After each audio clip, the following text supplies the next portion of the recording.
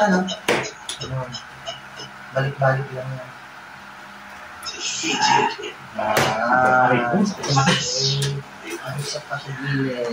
Hi everyone! Nandito kami ngayon. Nag-unbox ng aming binili na 12 cubic feet na refrigerator from Fujidenzo. So, multi-door siya, guys. May 4 doors siya, dalawa for freezer, tapos sa taas yung chiller, no? So, ito siya.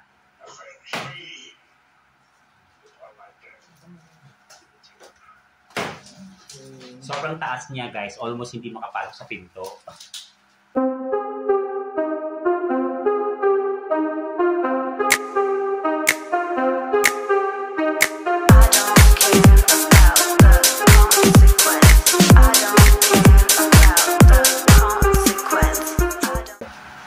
So, sisirain namin yung box kasi hindi na namin maya. Hindi maangkat. Kaya, ano na siya, halos, ano na ng ceiling, abot na sa ceiling. So, so walang choice, kundi sirain yung box.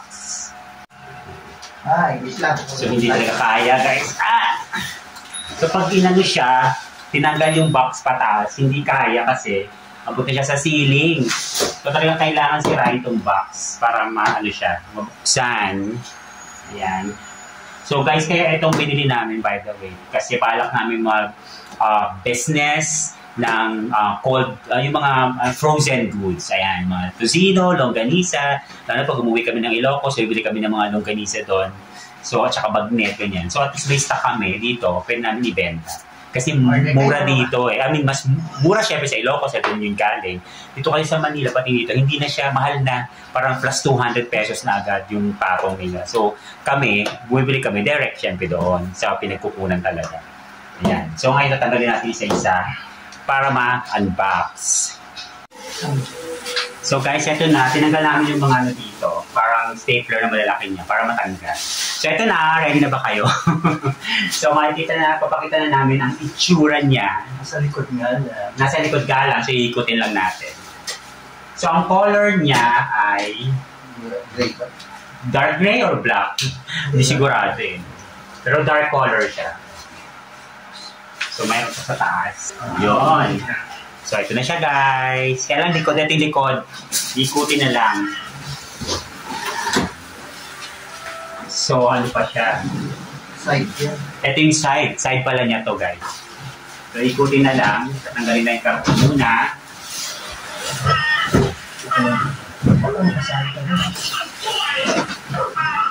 Sige.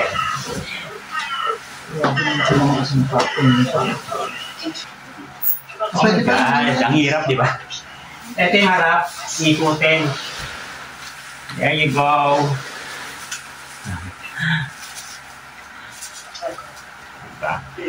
So,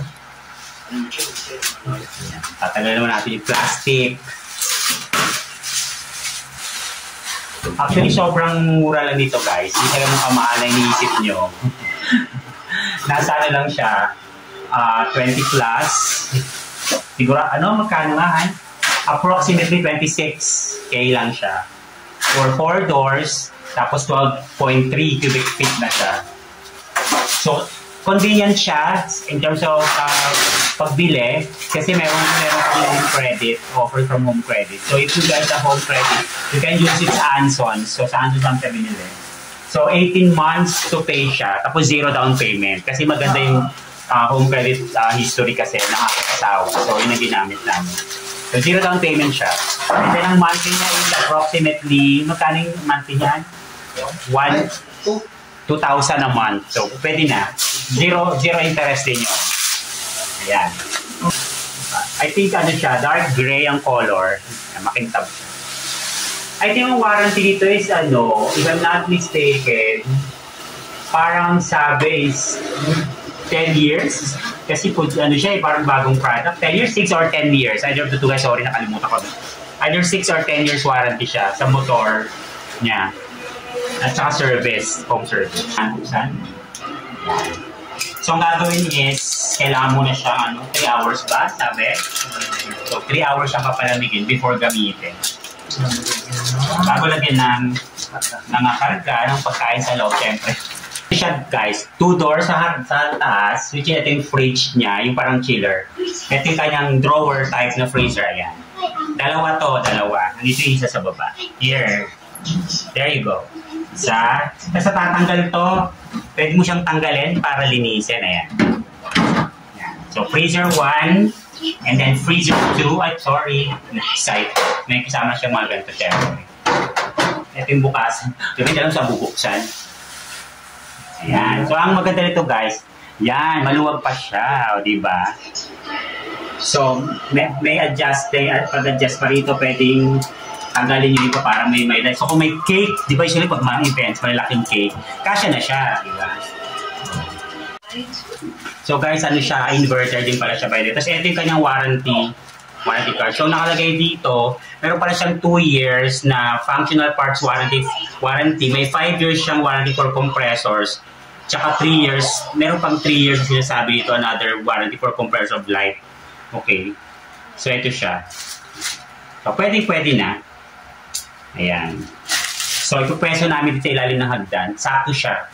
Saktong-sakto siya, mga isang dangka lang siguro yung ceiling na. Ganun siya kataas, guys. Ayan. So, ito na siya, guys. So, sinaksak na. Binuksan na. So, again, dito ang bukasan. Ayan siya. Inaitsura niya pag ano. Ayan. So, ito yung kanyang ito yung kanyang freezer. Freezer 1 and then freezer 2. Hindi mo na mapipindot to. Hindi mo patanggalin ang lock. So meron siya rito kailangan mo siya unlock. So digital na rin siya. Ayan. So pansin nyo halos pantay dun sa ayan. So again, ano siya? Fuji Denso inverter 4 doors na tawag dito. Ayan, 4 doors na siya, no frost. Ayan, so yan ang aming bagong ref.